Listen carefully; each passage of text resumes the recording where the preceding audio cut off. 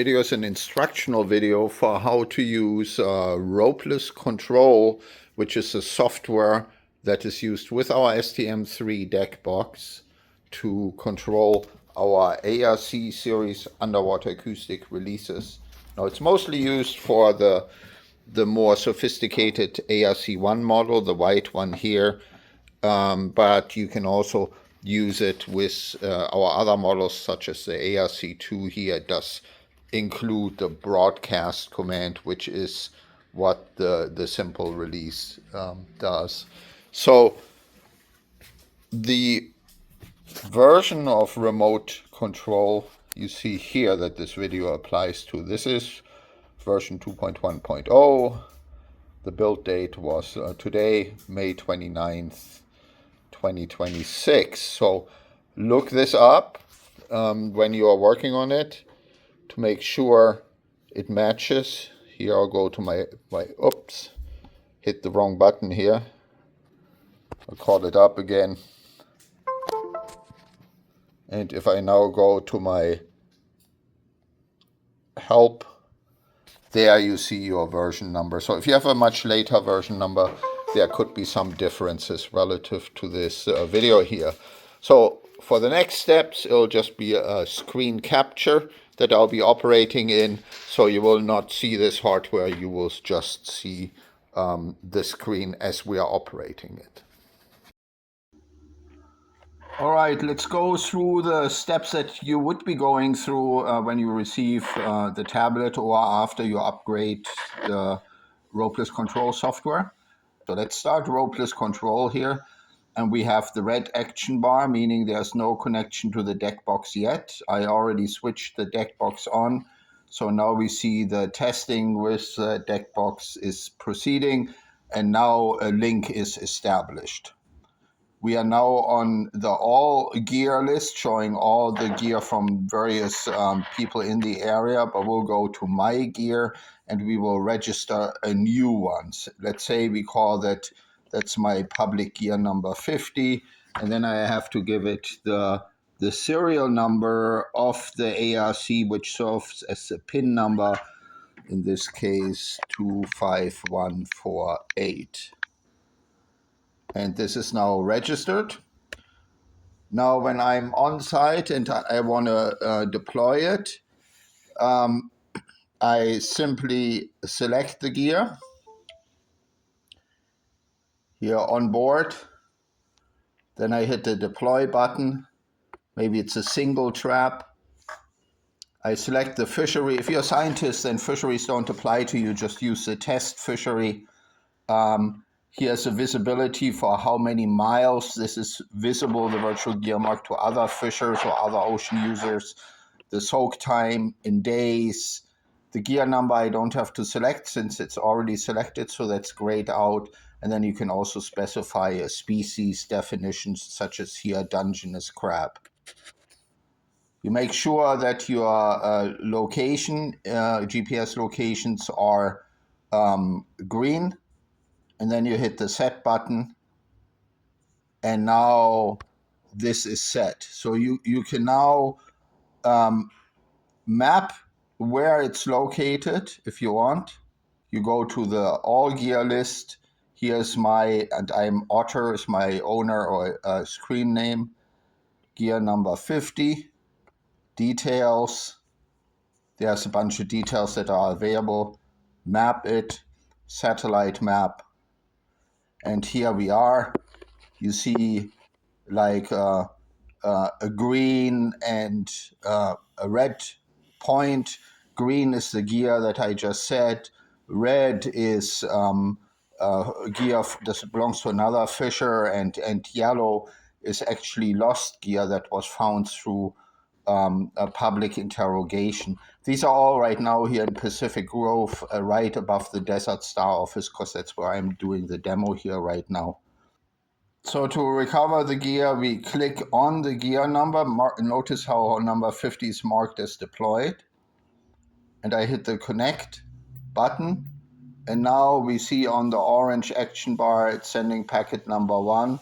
And there are 2 packets that need to be transmitted. So this one here is packet number 2. And then if it succeeds, we may get a connection right away. We do that here. Sometimes it can take a few go-arounds before that happens, so that depends on the underwater acoustic conditions. Now we get the ranging distance, the battery voltage, and the release voltage here on the top status bar. And now we can say, all right, it's time to release that. So I'll hit release.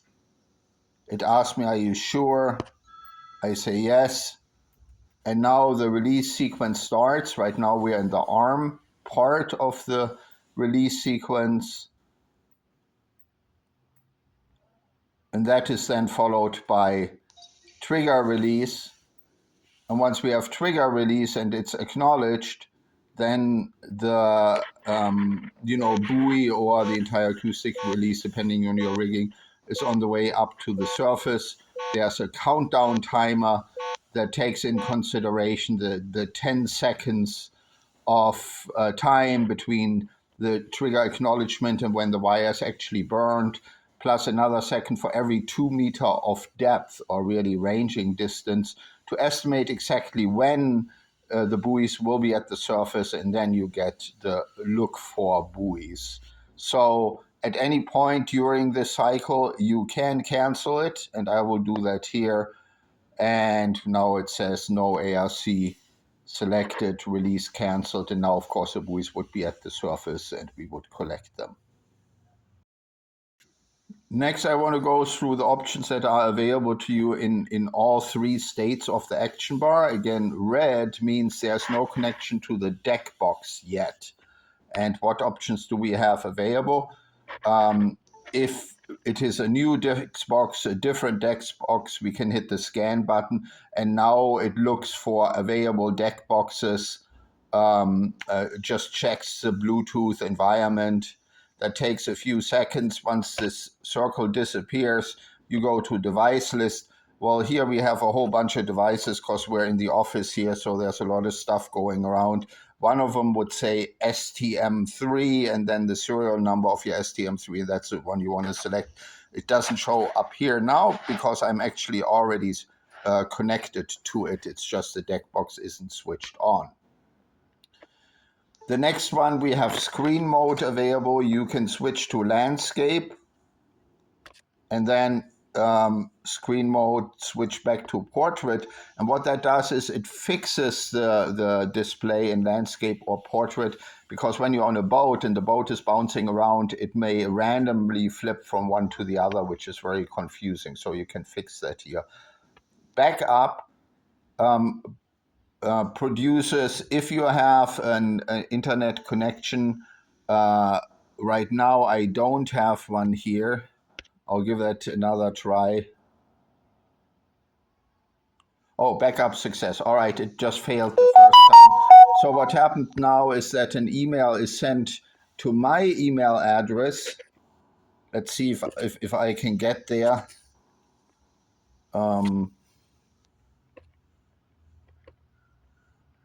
Gmail.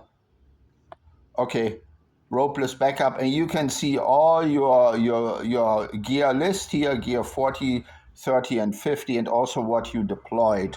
So that's for your own record keeping. So the information isn't just hidden inside the app. You can send yourself an email, but keep in mind it's sensitive information because your PIN numbers or serial numbers are recorded here. Let's go back to our app. Update registration.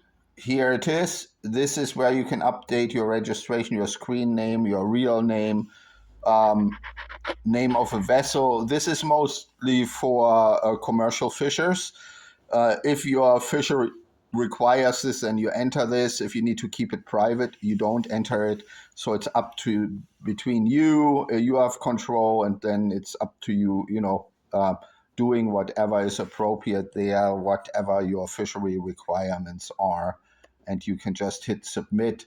And now this goes to the fishery organizer. If you're in the test fishery, that's Desert Star Systems. This is just our global test fishery. You can really play anything you want. There's no authorization required for the test fishery. Okay, so in this case, we do have help, which gives you the version number, and you can exit. So whenever the application should get into some sort of a strange state, just hit exit and then start it again. And with this, we'll now go to the next state. I just switched the deck box on. Here we see testing communication with deck box, so it's already detected the Bluetooth, but not the box internals yet. And now we are in the orange state. So there's no ARC selected, but we are successfully talking to the deck box. Let's see what options we have going from top to bottom. Top one is public interrogate.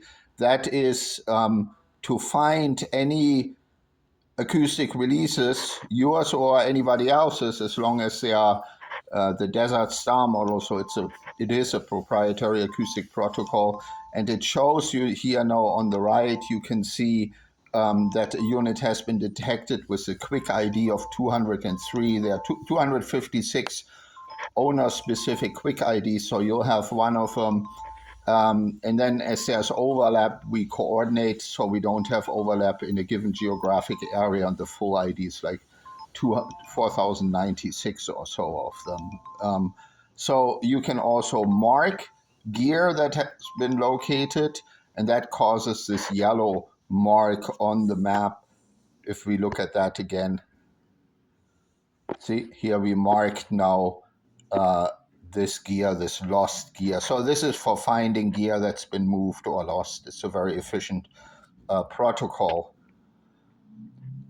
Broadcast release causes any of your ARCs to pop up when they're in range. It's a one-way communication protocol, so it's super reliable, but there's no feedback. So as soon as any of your ARC hears it, it'll pop up. And, that's been reported to broadcast release about 400 meters. We oftentimes hear from our fishing customers. Public interrogate, we've heard or experienced 650 meters. So you want to be a bit aware now. If you use a downward facing through hole transducer, that concentrates the beam, and so then you won't have all that acoustic energy going out to the side, and you can be more targeted. Whenever the broadcast just continues, it sends the code every 5 to 10 seconds. You see we're right now on broadcast number 6, number 7. So now I'll just cancel out of that. The next one is noise test.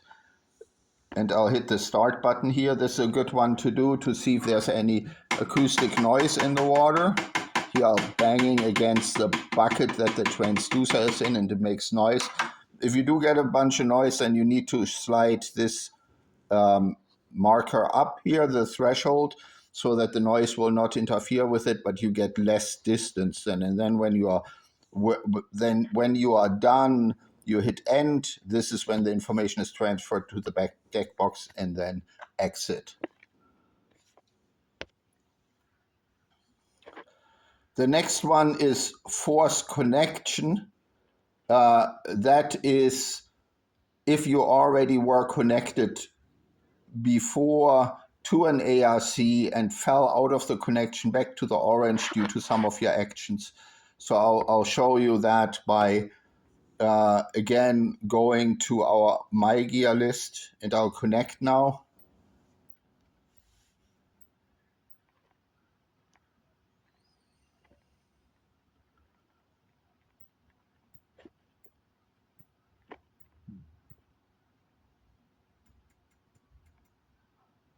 Okay, now we are connected, and I might do something such as noise test, which is also available in the green. Start, and then when I end it, I'm back in the orange. But I was recently connected to an ARC, and as long as the ARC hasn't fallen asleep, I can just hit force connection, and then very quickly I have the connection again without going through the handshake. I'll go back to end connection to get back to the orange state that we're explaining right now. And what other options do we have? Screen mode, help and exit, we already went through. Finally, let's go through the options that we have in the green state, the connected state. So I'm connecting again to the same ARC.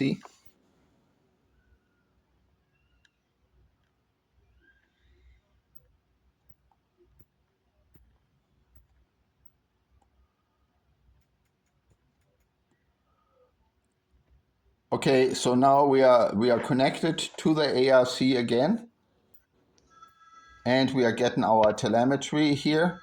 What options do we have? Release, we already went through the release cycle before, so I won't do that again. Public interrogate, we went through that. Broadcast, we went through that. Noise test, we went through that. So screen mode, help and exit also. So the only new things are really end connection and repeat connection. So end connection, no, let me start with repeat connection. If the connection to your ARC, the acoustic connection, was unreliable and the ARC doesn't hear a signal for 5 minutes, it will fall asleep, it will lose connection, even though you still have the green bar here, the green action bar. And so if you just don't see updates of your telemetry, then you can say repeat connection. And as you do that, we are seeing, again, packet number 1 and then packet number 2.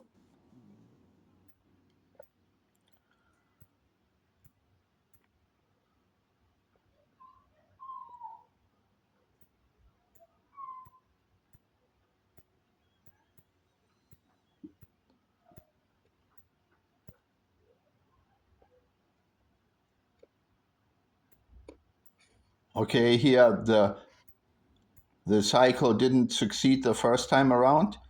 So we'll go through another sending packet 1 and 2 here now.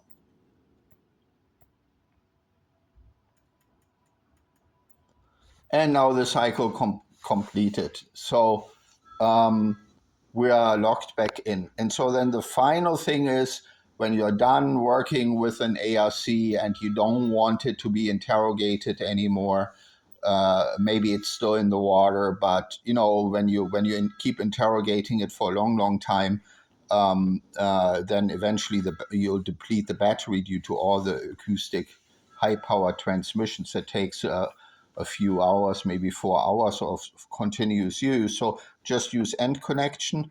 Your deck box will now be quiet, and you're good to go. If you're done with your overall work, well, just go to exit.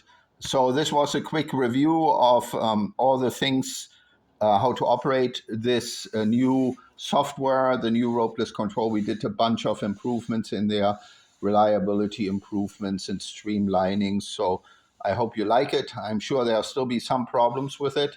Just let us know and we'll fix them and provide you with a fixed version in case you do run into any trouble. Thank you very much.